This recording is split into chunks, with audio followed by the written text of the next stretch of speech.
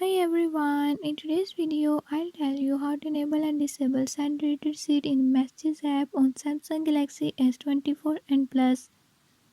In this video I'm gonna show you how to enable and disable it. Before move to the video, if you are new to my channel, don't forget to subscribe and hit the bell icon. Watch complete video and learn how you can do it.